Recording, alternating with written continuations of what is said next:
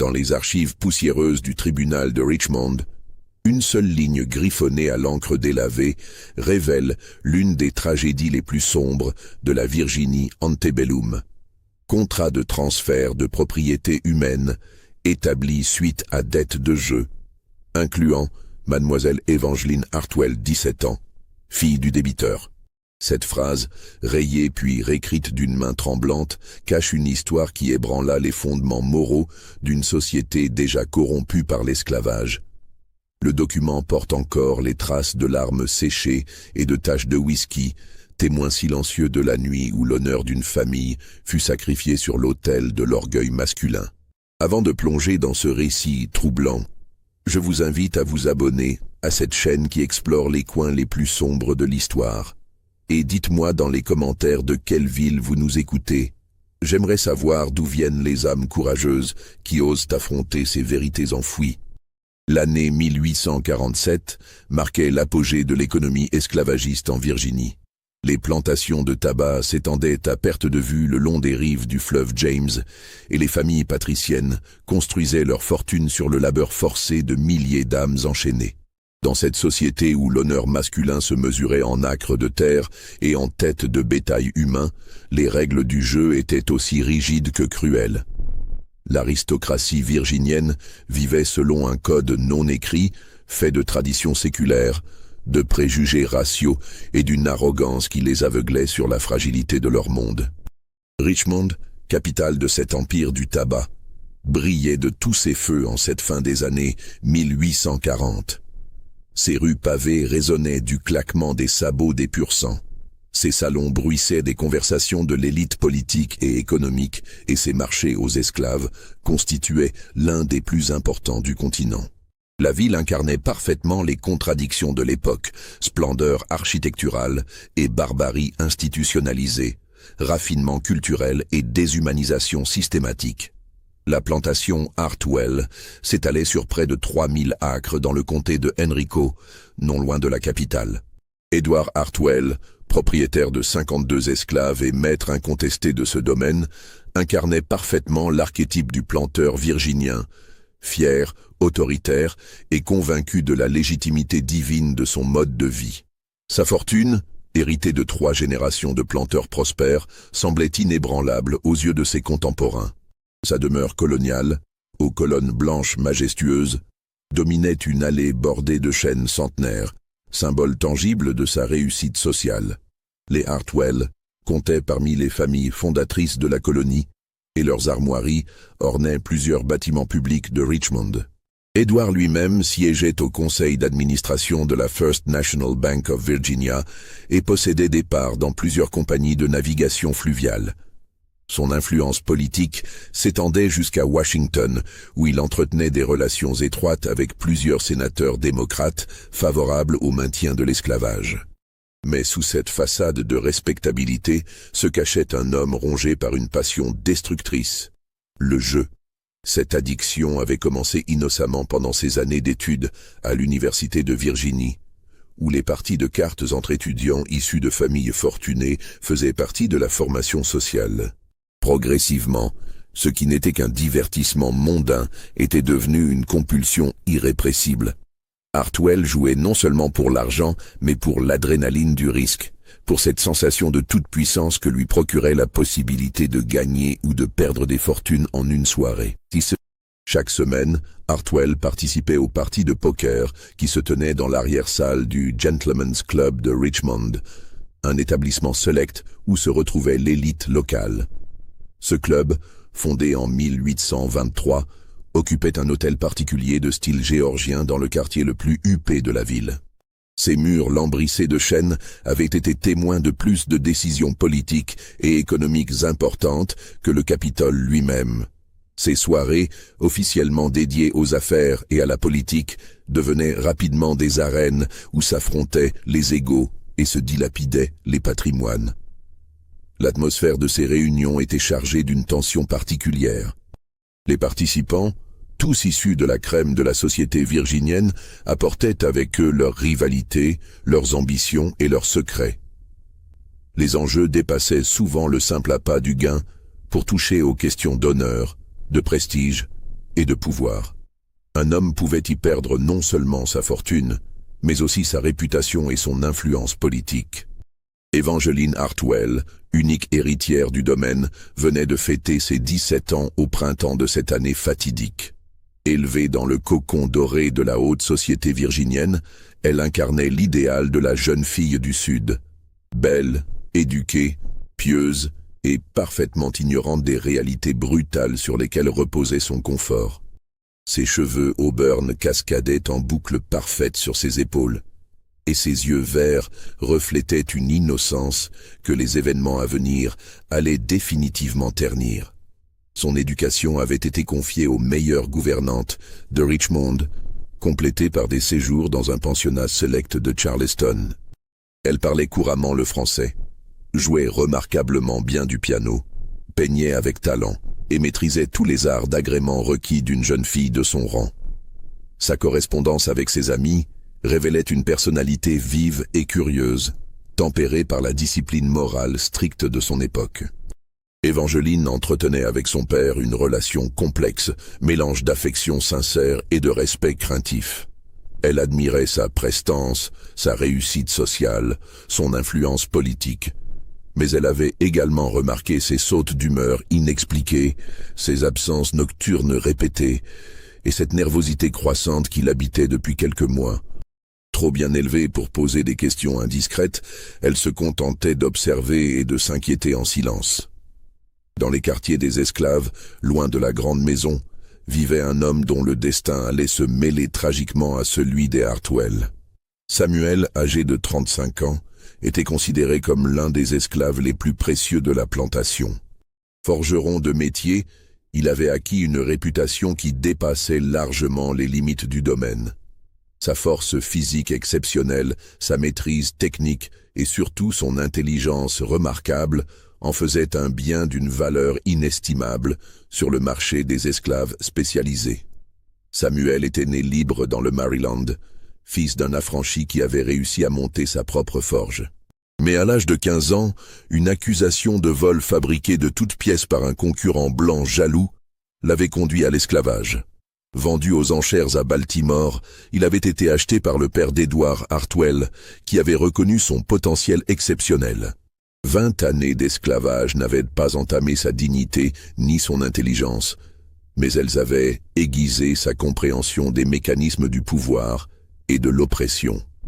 Samuel portait en lui un secret qui le distinguait de ses compagnons d'infortune. Il savait lire et écrire, compétences acquises clandestinement grâce à la complicité d'un ancien précepteur de la famille. Ce vieil homme, James Whitfield, éprouvait des remords croissants face au système esclavagiste et avait discrètement enseigné les rudiments de l'écriture à plusieurs esclaves de la plantation. Whitfield avait payé cette transgression de sa vie. Retrouvé mort dans sa chambre, dans des circonstances mystérieuses, officiellement d'une crise cardiaque, mais Samuel soupçonnait un empoisonnement. L'atelier de Samuel se trouvait à mi-chemin entre la grande maison et les quartiers des esclaves, position symbolique de son statut particulier dans la hiérarchie de la plantation. Ses créations, outils agricoles, ferrures décoratives, armes de chasse, étaient réputées dans tout le comté pour leur qualité exceptionnelle. Cette reconnaissance professionnelle lui valait un traitement légèrement moins dur que celui réservé aux esclaves des champs. Mais elle attisait aussi la jalousie de certains surveillants blancs qui supportaient mal de voir un homme noir posséder des compétences qu'il n'avait pas. La soirée du 23 octobre 1847 commença comme tant d'autres au Gentlemen's Club de Richmond. L'automne était particulièrement doux cette année-là, et les feuilles dorées des grands chênes de Franklin Street bruissaient sous une brise légère chargée du parfum du tabac qui séchait dans les entrepôts du port. L'atmosphère était lourde de fumée de cigares et de tensions contenues, cette électricité particulière qui précède les grandes catastrophes. Autour de la table de poker recouverte de feutre vert se tenaient 5 hommes représentant la crème de la société virginienne. Edward Hartwell occupait sa place habituelle, le dos tourné aux fenêtres donnant sur la rue, une superstition qu'il respectait scrupuleusement depuis ses premiers succès au jeu. Face à lui siégeait Cornelius Pemberton, riche marchand de Norfolk, dont les navires transportaient le tabac virginien vers l'Europe. Pemberton, homme corpulent au visage rubicond, était réputé pour ses coups de bluff audacieux et sa capacité à décrypter les tels de ses adversaires. À sa droite, Theodore Randolph, héritier d'une dynastie politique qui remontait aux premiers jours de la République, affichait son mépris aristocratique habituel pour tout ce qui ne portait pas son nom. Randolph possédait la plus vaste plantation de la région et nourrissait des ambitions présidentielles qu'il ne cachait guère. Sa présence à ses parties de poker relevait moins de la passion du jeu que du calcul politique. C'était là qu'il nouait ses alliances et consolidait son influence. James Wickham, avocat influent et ami de longue date d'Hartwell, complétait le quatuor habituel. Wickham avait défendu avec succès plusieurs affaires retentissantes impliquant des droits de propriété sur des esclaves, établissant une jurisprudence favorable aux intérêts des planteurs. Son expertise juridique en faisait un confident précieux pour ses compagnons de jeu, qui sollicitaient régulièrement ses conseils pour leurs affaires les plus délicates. Mais ce soir-là, un cinquième homme avait rejoint la partie, Barnabas Cole, courtier en esclaves à la réputation sulfureuse. Cole était un personnage que la bonne société tolérait sans l'accepter vraiment, consciente d'avoir besoin de ses services tout en répugnant à ses méthodes. Grand, maigre, avec des yeux d'un bleu délavé qui semblaient voir à travers les âmes, il possédait cette faculté inquiétante de deviner les faiblesses de ses interlocuteurs et de les exploiter sans pitié. Cole dirigeait le plus important marché aux esclaves de Richmond, mais ses activités ne s'arrêtaient pas là. On murmurait qu'il possédait des établissements spécialisés où les esclaves de choix étaient formés pour satisfaire les caprices les plus particuliers de clients fortunés. Ces rumeurs, jamais confirmées officiellement, entouraient son personnage d'une aura de mystère et de répulsion qui ne faisait qu'accroître son pouvoir de fascination sur certains membres de l'élite. La partie débuta selon un rituel immuable. Les cartes furent mélangées avec un soin méticuleux par Wickham, qui tenait à préserver sa réputation d'honnêteté professionnelle, même dans ses loisirs. Les mises initiales, modestes par convention, masquaient mal la tension qui montait progressivement autour de la table. Chacun des participants portait le poids de ses préoccupations personnelles. Pemberton traversait des difficultés financières liées à la concurrence croissante du chemin de fer. Randolph préparait une campagne électorale coûteuse et Hartwell cachait mal les signes d'un stress grandissant. Car Hartwell traversait en réalité la pire période de sa vie de joueur. Depuis 3 mois, il enchaînait les défaites avec une régularité terrifiante qui l'avait déjà contraint à hypothéquer secrètement une partie de ses terres. Ses dettes, soigneusement dissimulées grâce à des arrangements complexes avec des prêteurs discrets, atteignaient désormais un niveau qui menaçait l'équilibre financier de toute sa plantation. Mais son orgueil l'empêchait d'admettre cette réalité, même à ses plus proches amis. Ce qui débuta comme une partie ordinaire prit rapidement une tournure dramatique. Les mises augmentaient de main en main, avec une progression arithmétique inquiétante, alimentée par une succession de coups du sort qui semblaient défier les lois de la probabilité. Pemberton remportait les petites mains avec une régularité agaçante, Cole observait ses adversaires avec une patience de prédateur, et Hartwell voyait ses réserves de liquidité fondre à vue d'œil. Vers 11 heures, une main particulièrement tendue opposa Hartwell à Cole autour d'un pot qui représentait déjà plusieurs milliers de dollars. Hartwell possédait un full osa, combinaison excellente qui justifiait amplement une mise agressive. Mais Cole, imperturbable, relança avec une assurance qui glaça le sang du planteur. La psychologie du jeu bascula à cet instant précis.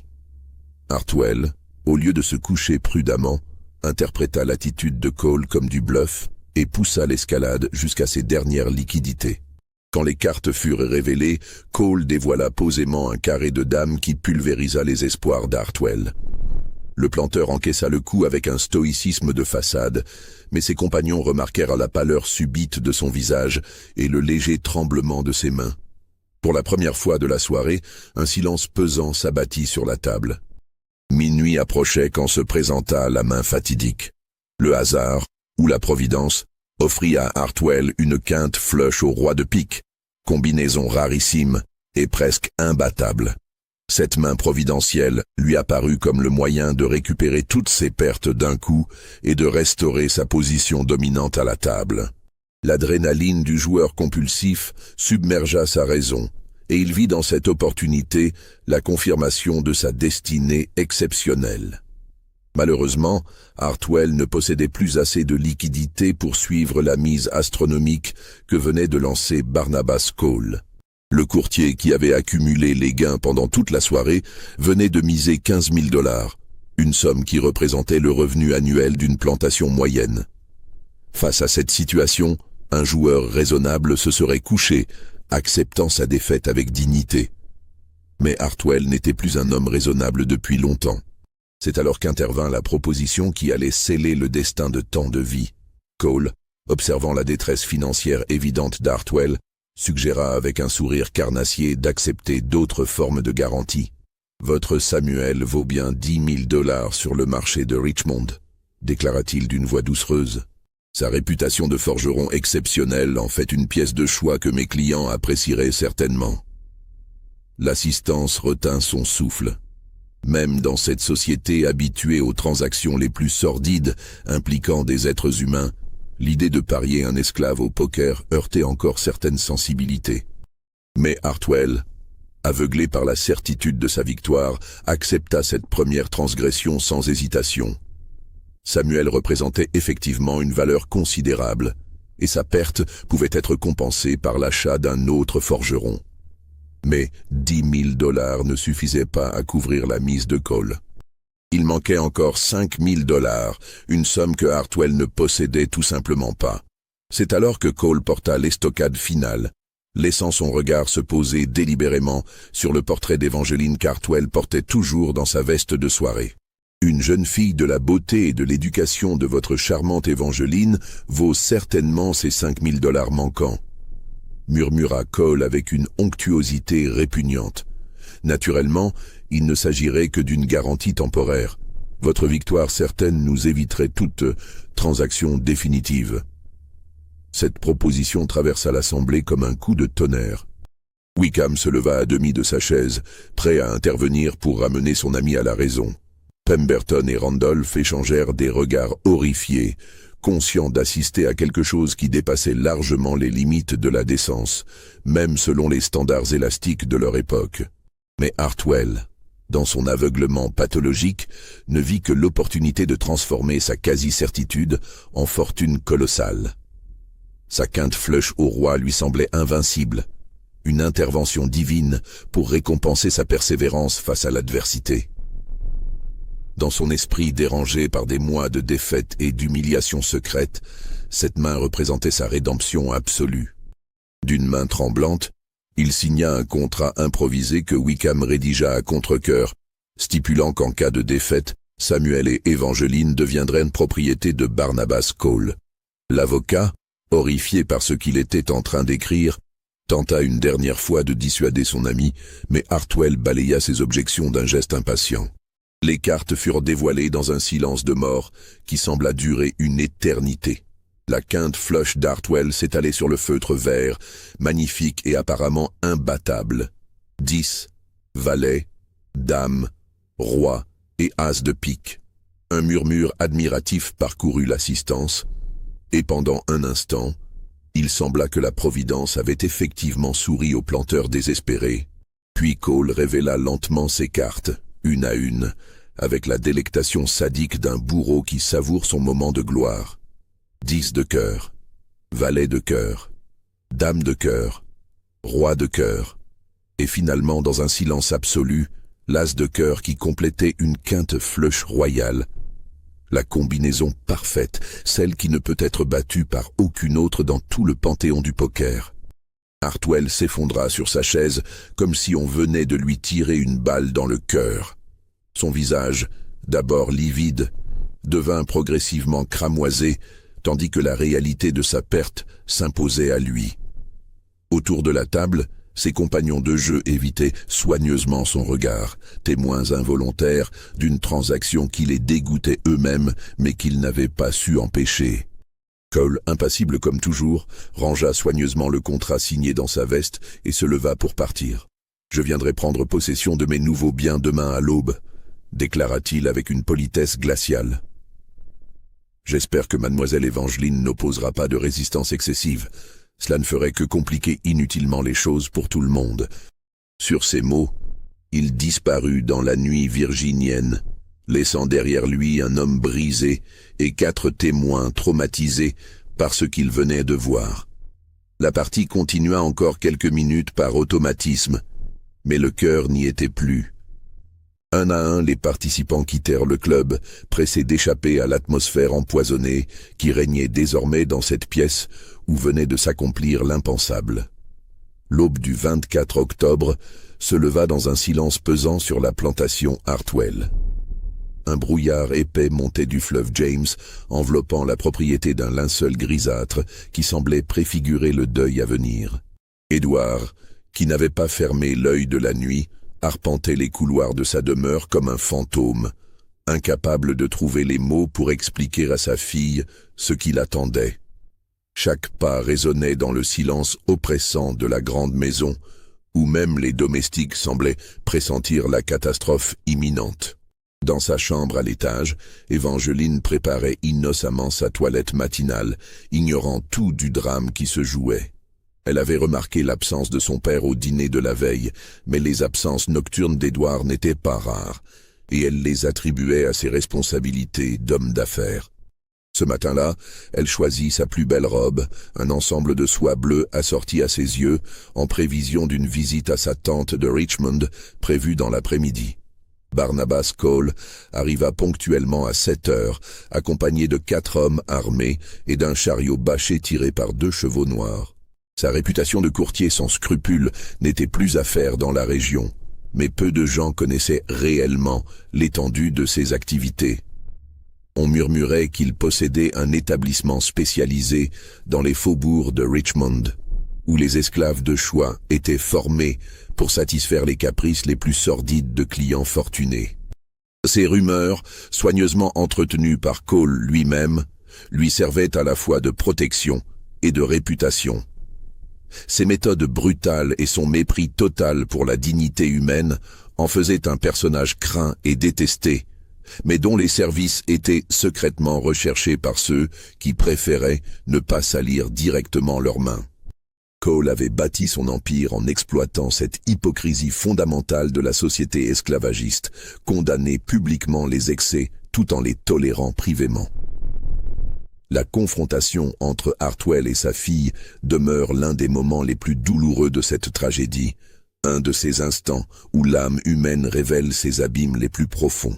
Evangeline, appelée dans le salon principal par une gouvernante aux yeux rougis, découvrit sa situation avec une incrédulité qui se mua rapidement en terreur pure. Son père, incapable de soutenir son regard, lui expliqua d'une voix brisée qu'elle devait partir avec M. Cole pour régler une dette d'honneur. Les mots manquèrent d'abord à la jeune fille pour comprendre ce qui lui arrivait. Comment son père, cet homme qu'elle admirait et respectait par-dessus tout, pouvait-il la livrer à un étranger ? Quelle dette pouvait justifier un tel sacrifice? Ses supplications, ses larmes, ses promesses de pardon à un père qu'elle ne reconnaissait plus, résonnèrent dans toute la maison sans émouvoir Cole d'un iota. L'homme au regard d'acier observait cette scène de désolation avec la froideur d'un évaluateur de bétail. Pour lui, Evangeline ne représentait qu'un investissement prometteur, une marchandise de qualité exceptionnelle qu'il fallait préserver soigneusement pour maximiser les profits futurs. Sa beauté, son éducation, sa naissance aristocratique en faisaient une pièce unique sur le marché très particulier qui l'approvisionnait. Samuel, quant à lui, accueillit la nouvelle avec une résignation qui masquait mal sa rage intérieure. Réveillé avant l'aube par les contremaîtres, il avait d'abord cru à une mutation vers une autre plantation, événement traumatisant mais courant dans la vie d'un esclave. Mais quand il aperçut Cole et comprit la nature véritable de la transaction, une fureur froide s'empara de lui. Depuis 35 ans, Samuel avait appris à courber l'échine devant l'injustice, à encaisser les humiliations et les coups sans broncher, à préserver sa dignité intérieure tout en affichant la soumission extérieure que réclamait sa condition. Mais cette fois, la situation le révoltait au plus profond de son être. Non pas tant pour lui-même, il avait accepté depuis longtemps son statut d'objet, mais pour cette jeune fille innocente qui allait découvrir les aspects les plus sombres de l'humanité. Samuel avait observé Evangeline grandir depuis son enfance. Il l'avait vue apprendre à monter à cheval, prendre ses premières leçons de piano, pleurer la mort de son chien favori. Malgré l'abîme social qui les séparait, il éprouvait pour elle une affection protectrice qu'il n'avait jamais pu exprimer. La voir maintenant livrée aux mains de Cole réveillait en lui des instincts paternels qu'il pensait avoir définitivement étouffés. Le transfert se fit dans des conditions d'une brutalité calculée. Cole, voulant affirmer sa domination dès le premier instant, fit enchaîner Samuel et placer Evangeline dans le chariot sous bonne garde. Cette mise en scène visait autant à impressionner les témoins qu'à briser psychologiquement ses nouvelles acquisitions. En quelques minutes, il avait transformé un forgeron respecté et une jeune aristocrate en simple marchandise humaine. Les domestiques de la plantation, témoins impuissants de cette scène, détournèrent les yeux avec honte. Beaucoup pleuraient ouvertement, conscients qu'ils assistaient à la destruction d'une innocence qui ne reviendrait jamais. Certains esclaves âgés, qui avaient vu naître et grandir Evangeline, murmuraient des prières en dialecte africain, invoquant la protection de leurs ancêtres sur cet enfant qui avait toujours montré un minimum de considération pour leur humanité. Hartwell, resté sur le perron de sa demeure, regardait s'éloigner le chariot avec un mélange d'accablement et de lâcheté qui révélait la véritable nature de son caractère. Il savait parfaitement ce qui attendait sa fille entre les mains de Cole, mais son orgueil l'empêchait encore d'admettre l'ampleur de son crime. Dans sa logique tordue de joueur compulsif, il se persuadait encore qu'il trouverait un moyen de racheter Evangeline, que cette situation n'était que temporaire. Dans les semaines qui suivirent, il sombra progressivement dans l'alcool, négligeant sa plantation et fuyant le regard accusateur de ses voisins. Ses contremaîtres, privés de directives claires, laissèrent la discipline se relâcher.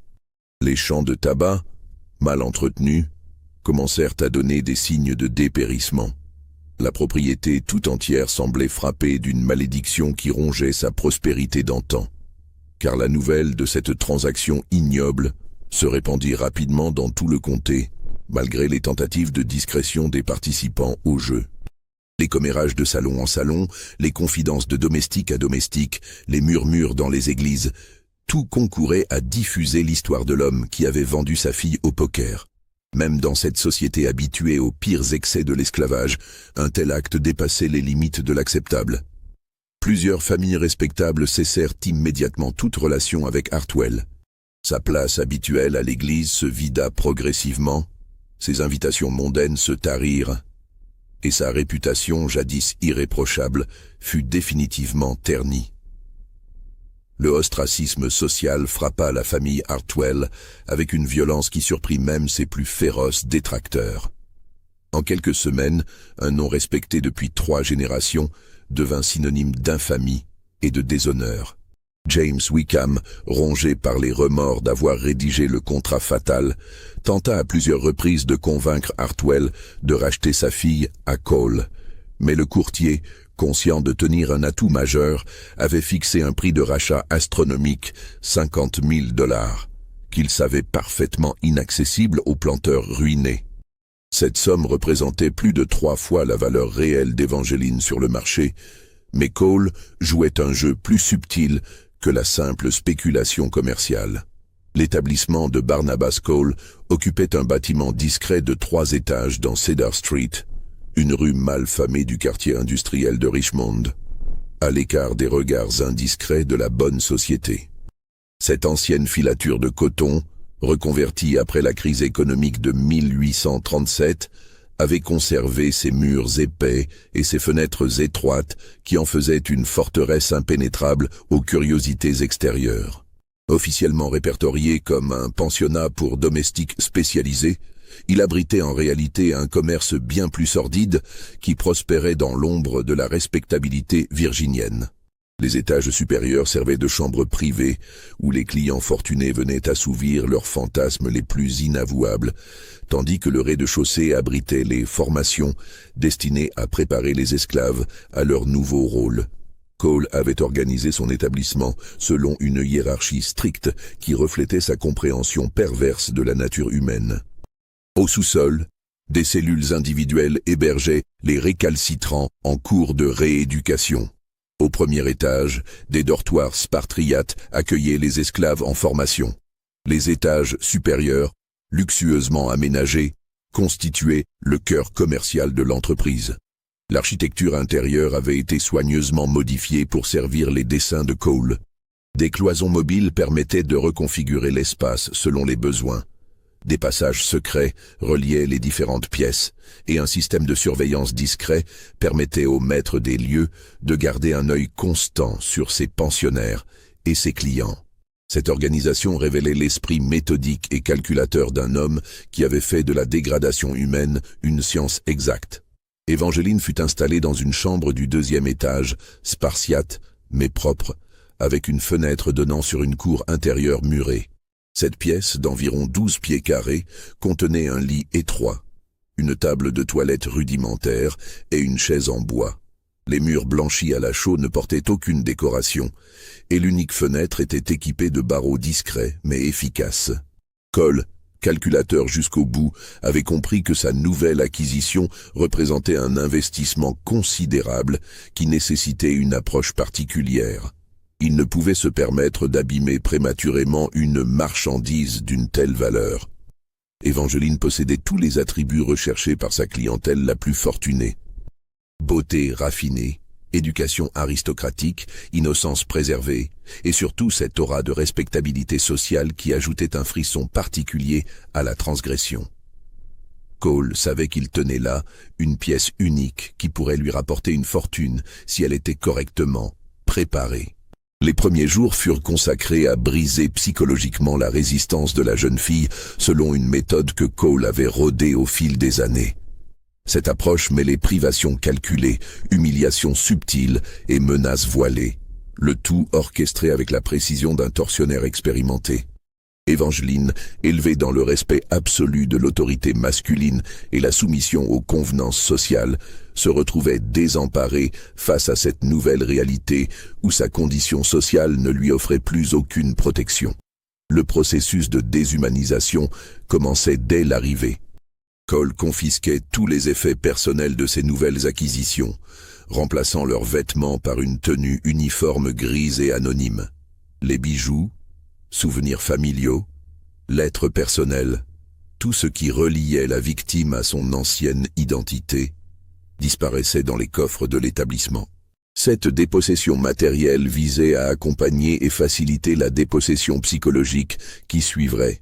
Evangeline, privée de sa belle robe de soie et de ses bijoux familiaux, se retrouvait vêtue d'une simple blouse de coton et d'une jupe grossière qui lui rappelait cruellement sa nouvelle condition.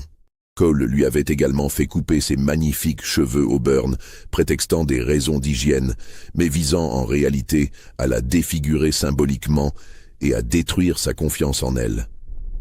Samuel, de son côté, fut immédiatement mis au travail dans l'atelier de forge attenant à l'établissement.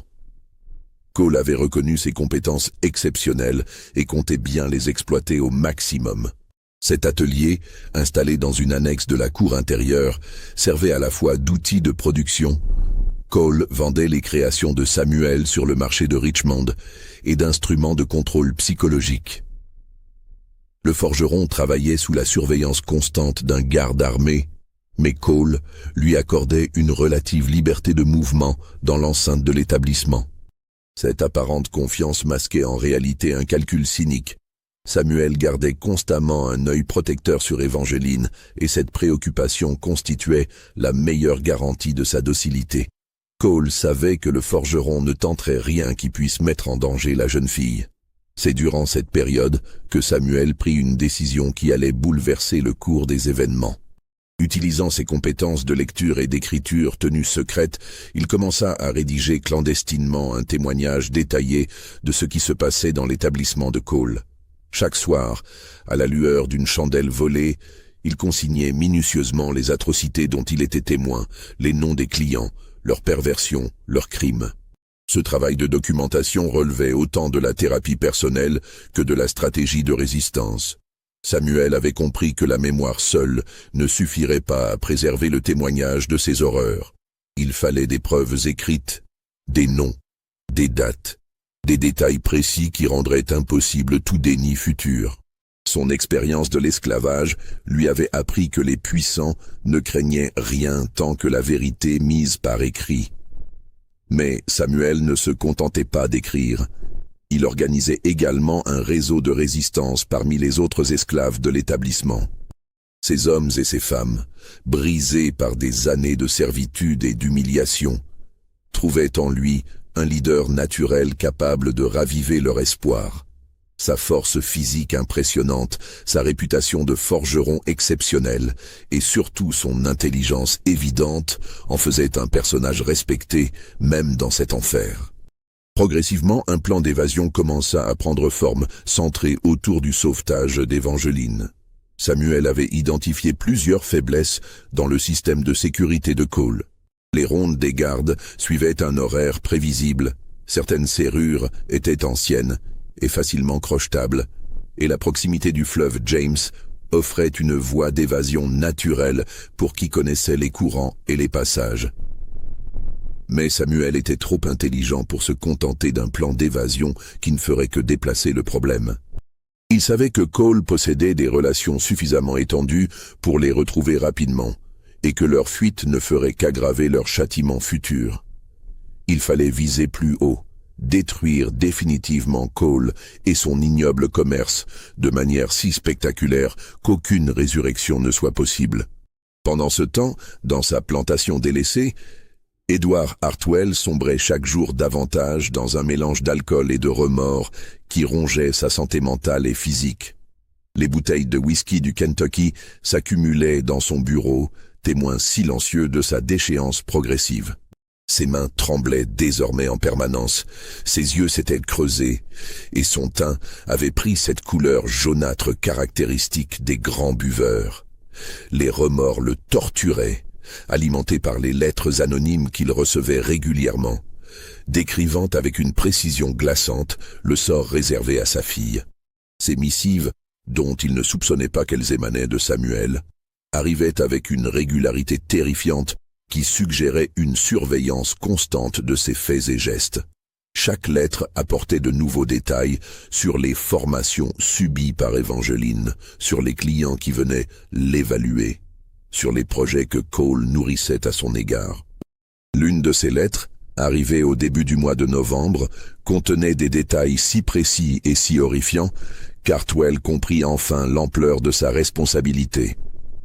Pour la première fois depuis cette nuit fatidique d'octobre, il envisagea sérieusement de tenter quelque chose pour racheter sa fille. Mais comment? Cole détenait légalement ses biens, et aucun tribunal de Virginie ne remettrait en question une transaction entre hommes blancs, même si elle impliquait le sort d'une jeune fille innocente. Hartwell tenta d'abord l'approche directe, se rendant personnellement chez Cole pour négocier un rachat. Mais le courtier, jouant un jeu plus subtil que la simple spéculation commerciale, avait fixé un prix astronomique, 50 000 $, qu'il savait parfaitement inaccessible aux planteurs ruinés. Cette somme représentait plus de 3 fois la valeur réelle d'Evangeline sur le marché. Mais Cole comprenait parfaitement la valeur psychologique de son refus. En maintenant Evangeline hors de portée de son père, Cole savourait une double victoire. Il possédait une marchandise exceptionnelle qui lui rapporterait une fortune, et il tenait sa revanche sur cette aristocratie virginienne qu'il avait toujours traitée avec condescendance. Chaque jour de captivité d'Evangeline représentait une humiliation supplémentaire pour Hartwell et, par extension, pour toute la classe sociale qu'il représentait. La situation prit une tournure dramatique le 15 novembre, lorsque Evangeline fut présentée pour la première fois à un client potentiel. L'événement avait été soigneusement orchestré par Cole, qui comprenait l'importance cruciale de cette première évaluation dans le processus de dressage psychologique de sa nouvelle acquisition. Il s'agissait de franchir une ligne symbolique qui rendrait impossible tout retour en arrière. L'homme en question, Augustin Beauregard, était un riche planteur de Caroline du Sud de passage à Richmond pour affaires. Beauregard, âgé d'une 60aine d'années, avait bâti sa fortune sur les plantations de riz des marécages côtiers, mais sa réputation dépassait largement le cadre économique. On murmurait qu'il entretenait dans sa propriété principale un harem d'esclaves sélectionnés pour leur beauté et qu'il organisait régulièrement des fêtes privées où la débauche atteignait des sommets inégalés. Beauregard avait entendu parler de la nouvelle acquisition de Cole par le réseau informel qui reliait les amateurs de plaisirs particuliers. L'histoire d'une fille de planteur vendue au poker par son propre père avait rapidement fait le tour des salons les moins recommandables du Sud et Beauregard souhaitait évaluer cette pièce rare en vue d'un achat définitif. La rencontre eut lieu dans l'un des salons du 2e étage, aménagé pour paraître respectable aux yeux des visiteurs occasionnels. Cole avait fait préparer Evangeline avec un soin particulier. Ses cheveux, repoussés depuis son arrivée, avait été coiffée avec art, et elle portait une robe simple mais élégante qui mettait en valeur sa beauté naturelle sans paraître trop coûteuse. Cette confrontation marqua un tournant décisif dans l'évolution psychologique d'Evangeline. Face à cet homme qui la regardait comme une simple marchandise, l'évaluant avec la même froideur qu'il aurait montré pour un cheval de course, elle comprit définitivement que son ancienne vie appartenait au passé. Beauregard la fit tourner lentement sur elle-même, examina ses dents, palpa ses bras pour évaluer sa constitution physique, le tout avec un détachement clinique qui glaça le sang de la jeune fille. Excellente ossature, commentait-il à l'adresse de Cole. Bonne dentition, teint parfait, l'éducation transparaît dans son maintien. Combien en demandez-vous? Cette conversation, menée comme s'il s'agissait d'une transaction sur du bétail, acheva de détruire les dernières illusions d'Evangeline sur sa condition actuelle. La jeune fille naïve et protégée qu'elle avait été mourut ce jour-là, remplacée par une femme déterminée à survivre coûte que coûte. Cette transformation intérieure, invisible à ses bourreaux mais cruciale pour la suite des événements, marqua le début de sa propre résistance. Si elle ne pouvait empêcher ce qui lui arrivait, elle pouvait au moins choisir la manière dont elle y réagirait. Samuel, témoin de cette entrevue depuis l'atelier où il travaillait, sentit sa rage atteindre un point de non-retour. Il avait observé la scène à travers une fente dans le mur qui séparait son atelier du salon, et l'humiliation subie par Evangeline réveilla en lui des instincts protecteurs qu'il pensait avoir définitivement étouffés. Cette nuit-là, il finalisa son plan d'évasion avec une précision militaire, mais il savait que leur fuite ne suffirait pas. Il fallait également détruire Cole et son ignoble commerce de manière si spectaculaire qu'aucune résurrection ne soit possible. C'est alors qu'il eut l'idée d'utiliser le témoignage qu'il rédigeait en secret comme une arme de destruction massive contre tout le réseau de corruption qui gravitait autour de l'établissement. Le forgeron avait remarqué que plusieurs clients de Cole étaient des personnalités influentes de Richmond et des États voisins, des politiciens, des juges, des hommes d'église, des industriels, tous unis par leur hypocrisie et leurs vices cachés. Il comprit que la révélation publique de leurs pratiques pourrait provoquer un scandale suffisant pour anéantir définitivement le réseau de Cole et, par ricochet, discréditer tous ceux qui le protégeaient. Samuel avait également identifié les faiblesses du système qui permettait à Cole de prospérer dans l'ombre. L'établissement dépendait entièrement de la complicité passive des autorités locales, achetée par des pots de vin réguliers et la fourniture de services gratuits aux personnalités influentes. Cette corruption généralisée constituait à la fois la force et la faiblesse de Cole. Elle le protégeait tant que le secret était préservé, mais elle l'exposerait fatalement si la vérité éclatait au grand jour.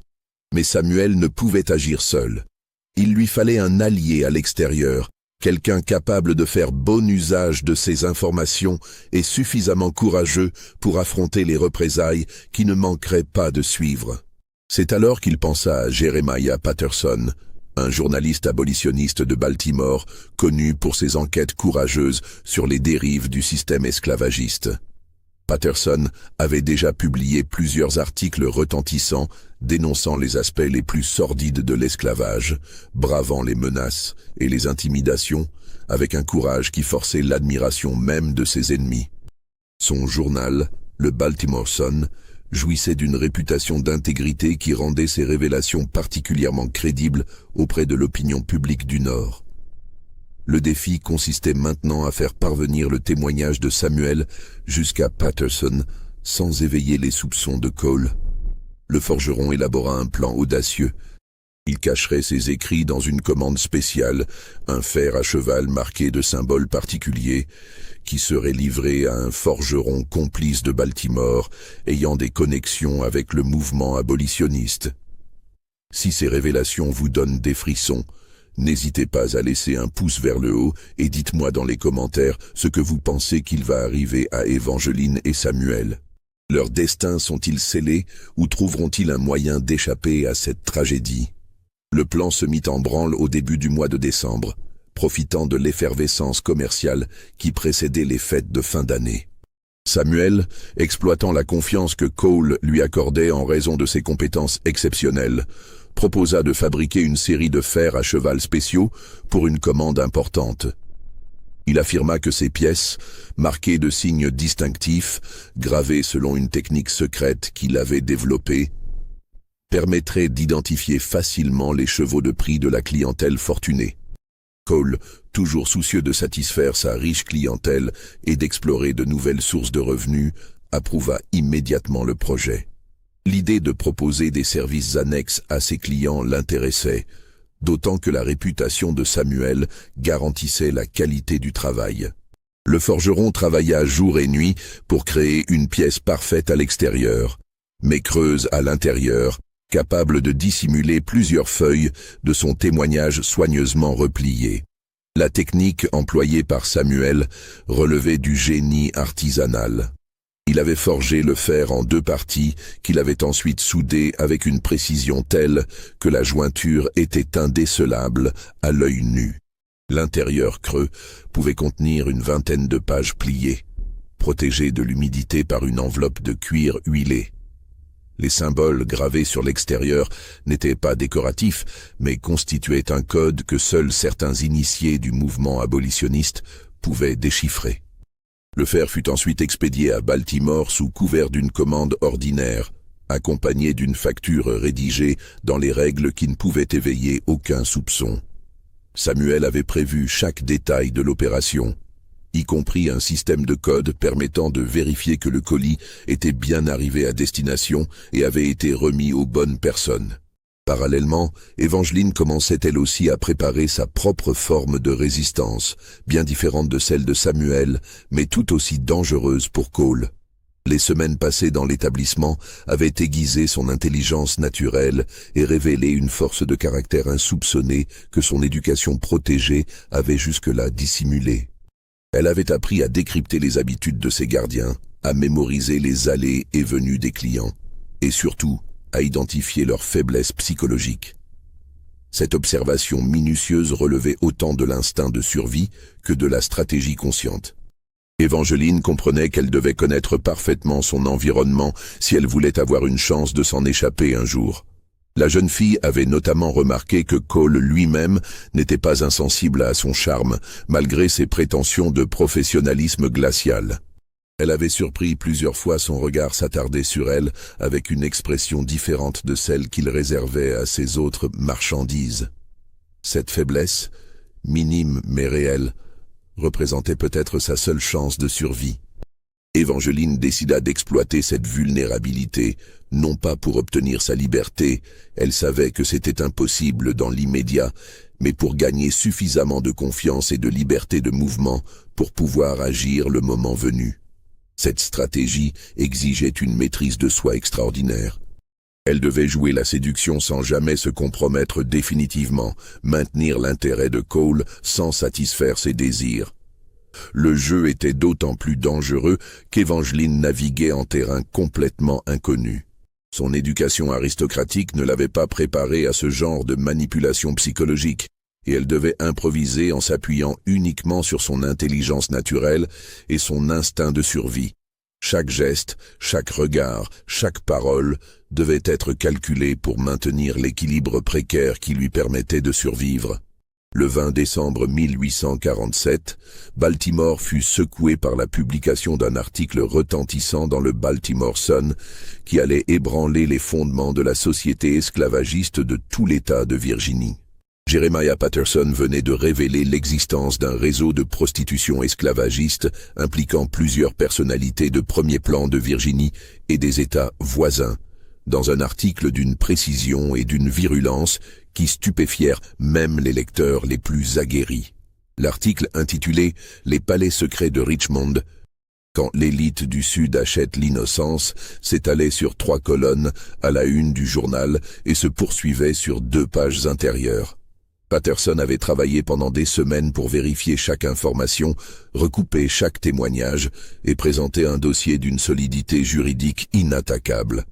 Le témoignage de Samuel, remis en forme par le journaliste, constituait l'épine dorsale de cette enquête explosive. Le document dressait un tableau saisissant de l'établissement de Cole avec une précision qui ne laissait aucune place au doute.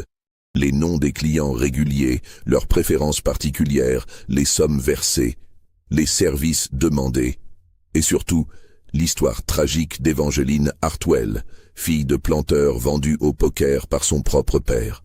Cette histoire personnelle, racontée avec une émotion contenue mais palpable, donnait un visage humain à l'horreur dénoncée.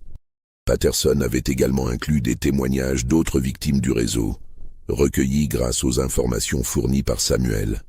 Ces récits, tous vérifiés et recoupés, révélaient l'existence d'un système organisé de traite humaine qui dépassait largement le cas isolé de l'établissement de Cole. L'enquête mettait au jour un véritable réseau s'étendant de Richmond à la Nouvelle-Orléans, avec des ramifications dans la plupart des grandes villes du Sud. L'impact fut immédiat et dévastateur. En quelques heures, des exemplaires du journal circulaient clandestinement dans tout Richmond et les villes voisines, malgré les tentatives des autorités locales pour en interdire la diffusion. Les noms cités dans l'article, soigneusement vérifiés par Patterson grâce à un réseau d'informateurs cultivé pendant des années, incluaient un juge de la Cour suprême de Virginie, 2 sénateurs, un évêque méthodiste et plusieurs membres éminents de la haute société locale. Ces révélations provoquèrent un véritable séisme politique et social. En quelques jours, les personnalités compromises virent leur réputation détruite, leurs carrières anéanties, leurs familles déshonorées. Plusieurs tentèrent le suicide plutôt que d'affronter le scandale, d'autres s'exilèrent précipitamment vers l'Europe ou l'Ouest américain. Le pouvoir politique de la Virginie vacillait sur ses bases, ébranlé par des révélations qui touchaient au cœur même de son establishment. Cole, réveillé au petit matin par un de ces hommes de main qui lui apportait le journal, comprit immédiatement que son empire s'effondrait. Sa première réaction fut une rage froide qui se mua rapidement en calcul de survie. Il savait que les autorités locales, compromises par leur lien avec son établissement, ne pourraient plus le protéger longtemps. Il fallait agir vite pour effacer les preuves et éliminer les témoins compromettants. Sa première préoccupation fut de chercher le traître parmi ses esclaves. Il ne lui fallut pas longtemps pour soupçonner Samuel, le seul dans son établissement capable de rédiger un témoignage aussi détaillé et précis. La précision des informations, la connaissance intime des rouages de l'établissement, les détails sur les clients et leurs habitudes, tout désignait le forgeron comme la source de ces révélations. La confrontation entre Cole et Samuel eut lieu dans l'atelier de forge, en présence d'Evangeline que Cole avait fait amener pour assister au châtiment de celui qui avait osé les trahir. Le courtier, fou de rage, mais conservant encore assez de lucidité pour calculer ses gestes, brandissait le journal tout en hurlant des accusations contre le forgeron. « Ainsi, c'est vous, l'esclave instruit qui se prend pour un justicier !» vociférait-il, sa voix habituellement contrôlée déformée par la colère. « Vous croyez que vos petites lettres vont changer quelque chose? Que vos révélations vont libérer qui que ce soit? Vous ne faites qu'aggraver votre cas et celui de votre protégé. » Samuel, droit et digne malgré les chaînes qui entravaient ses poignets, ne nia pas son rôle dans la révélation. Ses yeux brillaient d'une détermination tranquille qui contrastait avec la fureur de Cole. « J'ai simplement dit la vérité, monsieur Cole », déclara-t-il d'une voix calme qui résonnait dans l'atelier comme un glas. « Et la vérité, c'est que vous êtes un marchand de chair humaine, un destructeur d'innocence, un homme sans honneur ni conscience. Votre règne de terreur touche à sa fin. » Cette réponse, prononcée avec une dignité qui forçait le respect même dans ces circonstances dramatiques, mit Cole hors de lui. L'idée qu'un esclave puisse lui tenir tête, lui parler d'égal à égal, défiait tous ses préjugés et toutes ses certitudes. Sa main se porta instinctivement vers le tisonnier chauffé à blanc qui rougeoyait dans la forge. Mais c'était exactement ce qu'attendait Evangeline. Les semaines passées dans l'établissement lui avaient appris à anticiper les réactions de Cole, à décrypter ses gestes et ses expressions. Elle savait que la colère le rendait prévisible et elle avait préparé ce moment avec la patience d'une prédatrice. Profitant de la distraction provoquée par l'altercation entre Cole et Samuel, elle se jeta sur son ravisseur, non pas pour l'arrêter. Elle savait qu'elle n'en avait pas la force physique, mais pour s'emparer du trousseau de clés qu'il portait toujours à sa ceinture. Ce geste, apparemment désespéré, était en réalité le fruit d'une stratégie mûrement réfléchie. Ce qui suivit releva du chaos le plus total, mais d'un chaos orchestré par deux intelligences exceptionnelles qui avaient préparé ce moment avec une précision militaire. Samuel, libéré de ses chaînes par Evangeline, se battit avec Cole pendant que la jeune fille tentait de faire évacuer les autres esclaves de l'établissement. Les hommes de main de Cole, pris au dépourvu par la rapidité des événements, tardèrent à réagir, permettant à plusieurs captifs de s'échapper dans les rues de Richmond. Le combat entre Samuel et Cole était inégal, mais le forgeron compensait sa fatigue par sa détermination et sa connaissance parfaite de l'atelier. Il utilisait ses outils comme des armes, transformant son lieu de travail en champ de bataille. Cole, plus jeune et mieux nourri, possédait l'avantage physique, mais il était handicapé par sa rage qui nuisait à sa lucidité tactique. Pendant plusieurs minutes, l'issue du combat resta incertaine. Les deux hommes se battaient avec l'énergie du désespoir, l'un pour préserver sa liberté retrouvée, l'autre pour sauver ce qui restait de son empire. Autour d'eux, l'atelier se transformait progressivement en champ de ruines. Outils brisés, établis renversés, fer en fusion répandu sur le sol. Mais l'issue était prévisible. Samuel, affaibli par des mois de labeur forcé et de malnutrition, ne pouvait rivaliser longtemps avec Cole et ses sbires qui avaient fini par intervenir. Il tomba finalement, mortellement blessé par un coup de couteau qui lui perça le poumon, mais non sans avoir infligé à son bourreau des blessures qui l'handicaperaient définitivement. Ces derniers mots, adressés à Evangeline qui se penchait sur lui, tandis que le sang coulait de sa bouche, furent prononcés avec une sérénité qui contrastait tragiquement avec la violence de la scène. « Vous êtes libre maintenant, mademoiselle. Libre de choisir qui vous voulez devenir. Le reste appartient à l'histoire. » Il mourut en tenant dans sa main une lettre qu'il avait gardée précieusement depuis des semaines. Une lettre de Jeremiah Patterson, confirmant que son témoignage avait été reçu et qu'il serait publié. Cette lettre, tachée désormais du sang du héros, constituait son testament moral et la preuve que son sacrifice n'avait pas été vain. L'article de Patterson déclencha une tempête politique et sociale qui ébranla les fondements de la société virginienne pendant des mois. Les révélations du Baltimore Sun furent reprises par tous les journaux du Nord et plusieurs publications européennes, transformant ce qui aurait pu rester un scandale local en affaire internationale. L'opinion publique, même dans les États esclavagistes les plus conservateurs, fut choquée par l'ampleur des révélations et la précision des témoignages. Les personnalités citées dans l'enquête tentèrent d'abord de nier, puis de minimiser leur implication, mais l'opinion publique ne leur laissa aucun répit. Des manifestations spontanées éclatèrent devant leurs domiciles, leurs bureaux, leurs églises. Plusieurs furent contraintes à la démission forcée, d'autres s'exilèrent précipitamment vers l'Europe ou les territoires de l'Ouest. Le juge Cornelius Ashworth se suicida dans son bureau du tribunal 2 jours après la publication, laissant une lettre où il avouait ses crimes et implorait le pardon de sa famille. Le sénateur Théodore Beaumont, l'une des figures les plus en vue compromises dans l'affaire, tenta d'organiser une contre-offensive en accusant Patterson de fabriquer ses preuves. Mais le journaliste avait pris soin de conserver tous les documents originaux, y compris plusieurs lettres autographes de Beaumont, réservant les services de l'établissement de Cole. Face à ces preuves irréfutables, le sénateur dut renoncer à sa stratégie de déni et accepter sa chute politique. Barnabas Cole lui-même dut fermer définitivement son établissement sous la pression combinée des autorités et de la vindicte populaire. Sa maison de Cedar Street fut incendiée par une foule en colère 3 jours après la publication de l'article et Cole échappa de justesse au lynchage en s'enfuyant par les toits. Ses biens furent saisis par les autorités fédérales qui avaient ouvert une enquête criminelle et plusieurs de ses complices furent arrêtés et jugés. Mais Cole parvint à s'échapper vers l'ouest avec une partie de sa fortune, dissimulée dans des comptes bancaires de Saint-Louis et San Francisco. On perdit sa trace pendant plusieurs mois, jusqu'à ce que des témoins affirment l'avoir aperçu en Californie, où la ruée vers l'or offrait encore des opportunités aux hommes sans scrupules. Il y reconstitua apparemment un réseau similaire, mais à une échelle plus modeste et avec davantage de précautions.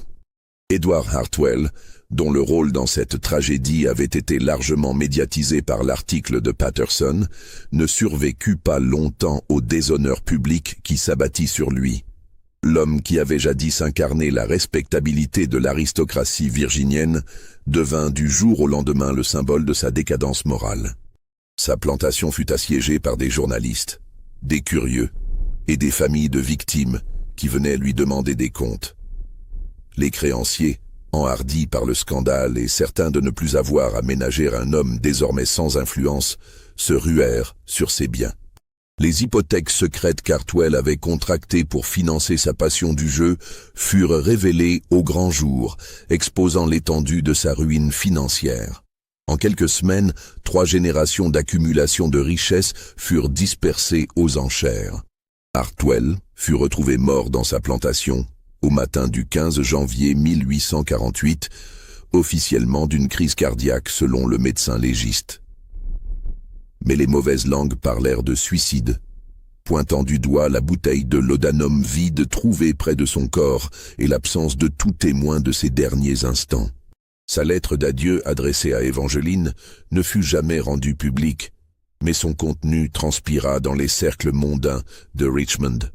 Dans cette lettre, Hartwell implorait le pardon de sa fille et révélait l'existence d'un compte bancaire secret à Baltimore, alimenté par la vente discrète de bijoux familiaux au cours des derniers mois.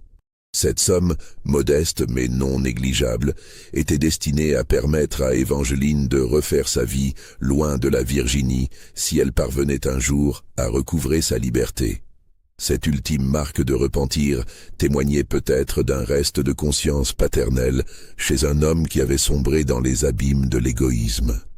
La propriété Hartwell fut saisie et vendue aux enchères, dispersant définitivement l'héritage familial. Les nouveaux propriétaires, un consortium d'industriels du Nord, transformèrent la plantation en exploitation agricole mécanisée, licenciant la plupart des esclaves qui furent vendus sur les marchés de Richmond. Cette transformation symbolisait la fin d'une époque et l'avènement d'un capitalisme industriel qui allait bientôt remplacer l'économie esclavagiste traditionnelle. Evangeline, quant à elle, disparut de Richmond dans la confusion qui suivit la mort de Samuel et l'effondrement de l'empire de Cole.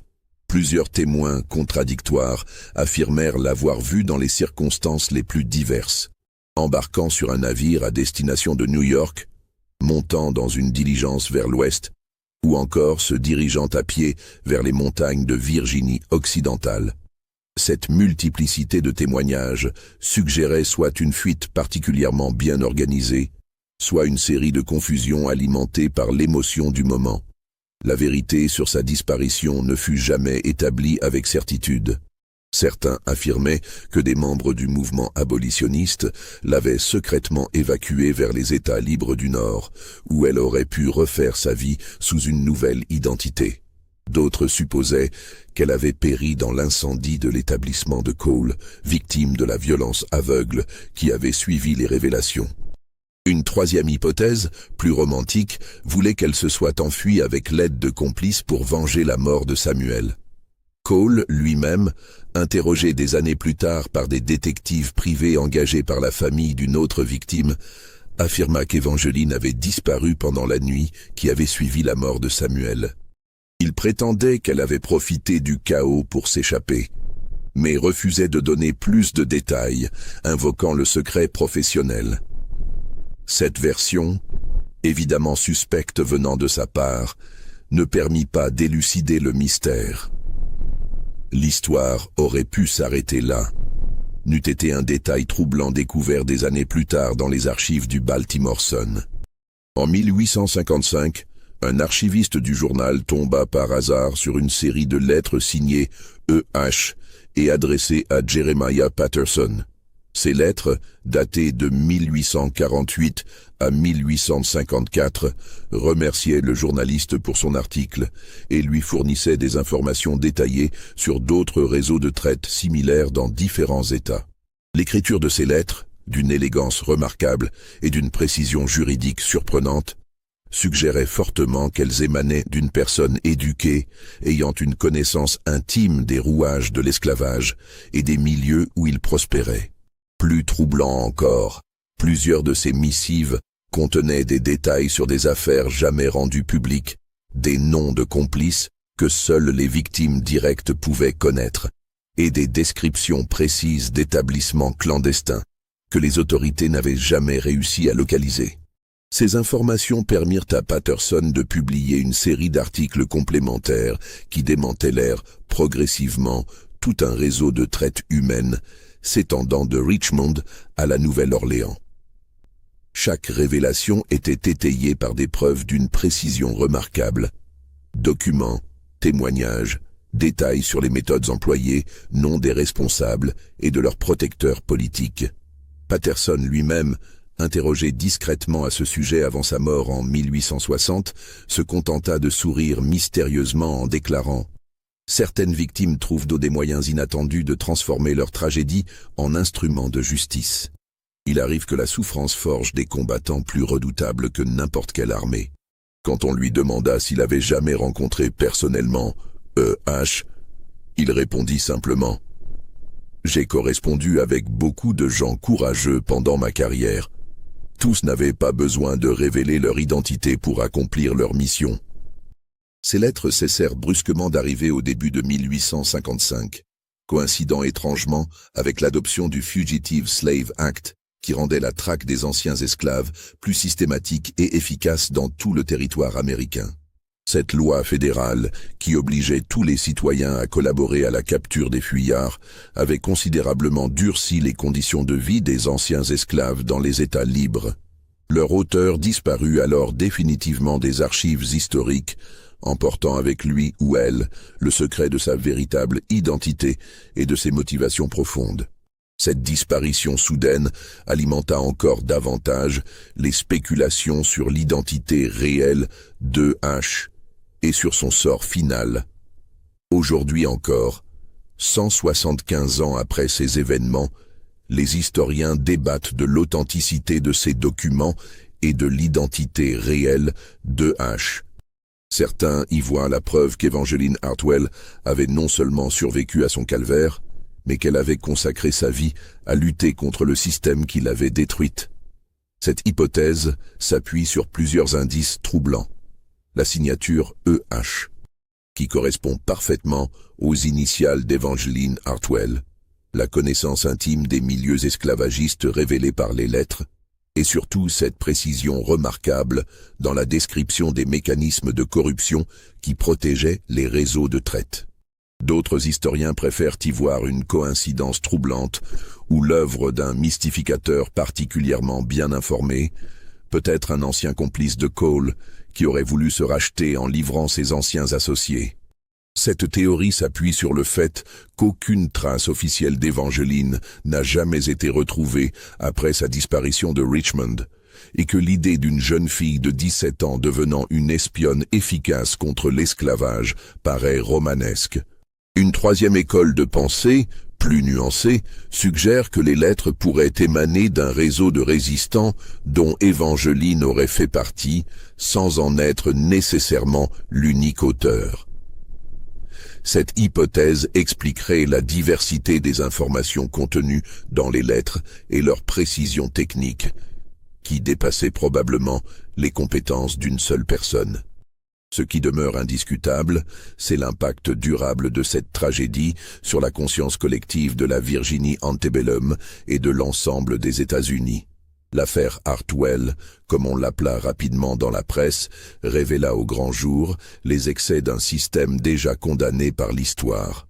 Elle contribua également à alimenter les tensions croissantes entre le Nord et le Sud, tensions qui exploseront 12 ans plus tard dans la guerre de sécession. Le témoignage de Samuel, publié intégralement dans le Baltimore Sun et repris par de nombreux journaux abolitionnistes, devint l'un des documents de référence du mouvement anti-esclavagiste. Son récit, d'une dignité et d'une précision remarquables, humanisait la cause abolitionniste en montrant que les esclaves n'étaient pas les êtres passifs et résignés que décrivait la propagande sudiste, mais des hommes et des femmes capables de résistance, de courage et de sacrifice. Quant au sacrifice de Samuel lui-même, il ne fut pas vain. Sa mort héroïque, sa dignité face à l'oppression, et son combat pour protéger une innocente firent de lui une figure emblématique de la résistance à l'injustice.